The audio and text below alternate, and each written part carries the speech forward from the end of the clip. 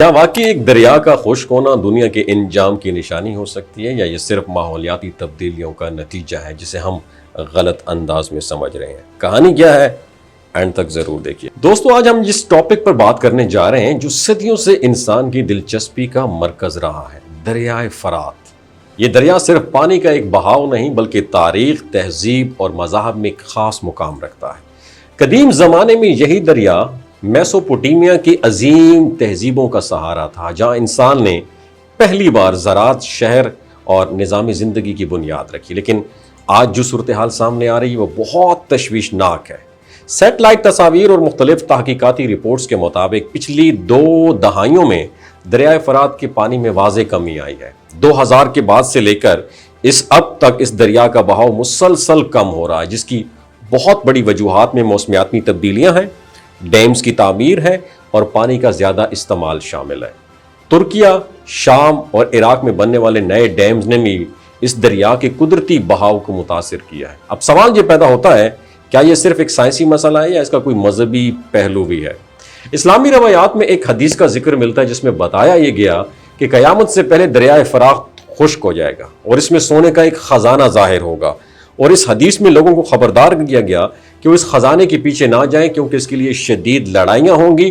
اور اسی طرح عیسائیت میں بھی بک آف ریویلیشن میں ذکر ملتا ہے کہ آخری وقتوں میں ایک بہت بڑی جنگ سے پہلے یہ دریا خشک ہو جائے گا۔ اور یہ بات اس دریا کی اہمیت کو مزید بڑھا دیتی ہے کیونکہ تینوں بڑے مذاہب، اسلام، عیسائیت اور اس کے ساتھ یہودیت، اسے ایک خاص علامت کے طور پر دیکھتے ہیں۔ لیکن یہاں ایک اہم بات یہ سمجھنا ہوگی کہ سائنٹیفک پوائنٹ آف ویو سے دیکھا جائے تو کسی بھی دریا کا خشک ہونا ایک قدرتی اور انسانی عمل کا نتیجہ ہو سکتا ہے۔ دنیا بھر میں کئی دریا کمزور ہو رہے ہیں، جیسے کہ افریقہ اور ایشیا کے کئی علاقے پانی کی شدید قلت کا شکار ہیں۔ اس لیے ہر واقعے کو فوراً کسی آخری نشانی کے ساتھ جوڑ دینا ضروری نہیں ہے۔ اور یہ بھی حقیقت ہے، اگر پانی کی کمی اسی رفتار سے جاری رہی تو آنے والے سالوں میں دریائے فرات مزید سکڑ سکتا ہے۔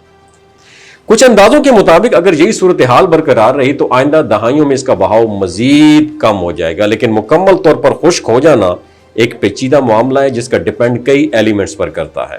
عیسائیت کے مطابق جیسے ہی یہ دریا خشک ہو جائے گا، آرمڈون کی جنگ شروع ہو جائے گی، یعنی اس کائنات کی آخری جنگ۔ ساری نشانیاں ایک ایک کر کے پوری ہو رہی ہیں مگر ہم غور نہیں کر رہے۔ اور آخر میں ایک سوال چھوڑتا ہوں آپ کے لیے، اگر واقعی یہ سب کچھ ہماری آنکھوں کے سامنے ہو رہا ہے تو کیا ہم صرف دیکھنے والے بنے رہیں گے یا کچھ سیکھ کر اپنی زندگی اور اپنی سوچ کو بہتر بنانے کی کوشش کریں گے؟ نیچے کامنٹ سیکشن میں اپنا ایکسپیرینس ضرور شیئر کیجیے گا اور اس ویڈیو کو زیادہ سے زیادہ شیئر کیجیے گا مگر ہم غور نہیں کر رہے۔ اور آخر میں ایک سوال چھوڑتا ہوں آپ کے لیے، اگر واقعی یہ سب کچھ ہماری آنکھوں کے سامنے ہو رہا ہے تو کیا ہم صرف دیکھنے والے بنے رہیں گے یا کچھ سیکھ کر اپنی زندگی اور اپنی سوچ کو بہتر بنانے کی کوشش کریں گے؟ نیچے کامنٹ سیکشن میں اپنا ایکسپیرینس ضرور شیئر کیجیے گا اور اس ویڈیو کو زیادہ سے زیادہ شیئر کیجیے گا۔